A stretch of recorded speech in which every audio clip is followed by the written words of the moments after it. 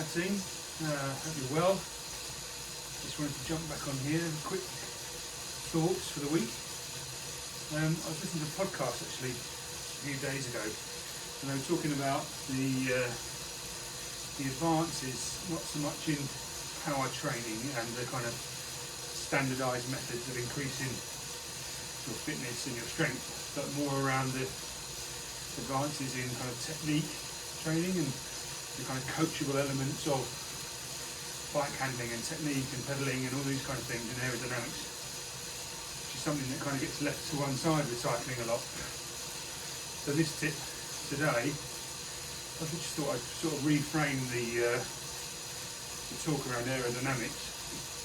And it's interesting, I think a lot of us think about aerodynamics as being this kind of 1% kind of approach, when in reality I like to think of it, and I often talk to people, particularly triathletes, things like that, you seem to miss out on a whole section of skills learning space and how to be small on the bike, how to cheat the wind, how to kind of hide yourself away and make yourself smaller. So I was trying to think about it, and I thought maybe it's better to frame it as kind of resistance efficiency as opposed to aerodynamics, and that way it gives it a more kind of all-round beneficial for everyone, not just people racing or elite level riders.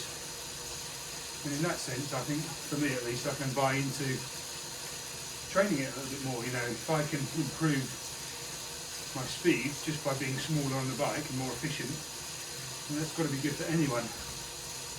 You're just doing your local training loop, and you want to be anyone that wants to do their ride, improve their speeds ultimately, then why not? You know, it doesn't matter if you're not racing, just to improve that average speed or improve the speed across a segment, it's got to be a good thing. So one of the things they were talking about on the podcast was, you know, this ability to adapt over time.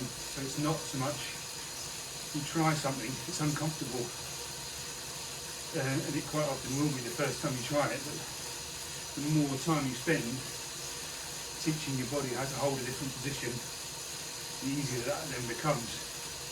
So just as the starter for 10, I'm going to ride along on the hoods for, you know, comfort position, ergonomically kind of efficient, but then just gradually try and become that a little bit smaller, rest the forearms on the back of the shoulder of the bars, try and engage your core, hinge from the pelvis, get your back flatter, try and keep your neck neutral but look out down the road, and just sit in that position. You can do it on the turbo obviously, but ideally when you're out on the road.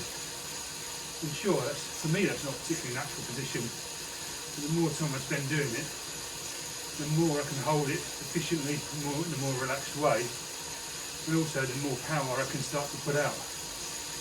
Because instinctively, when you first go down into that point, you feel like you're tight through the hips and things.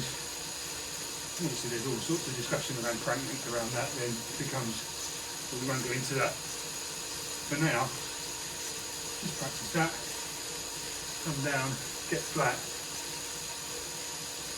spend some time there. See how that works for you over the winter, and then when you hit the spring running, being able to stay there for, you know, minutes at a time rather than seconds. See how that goes. Yeah, great, all the best, see you soon.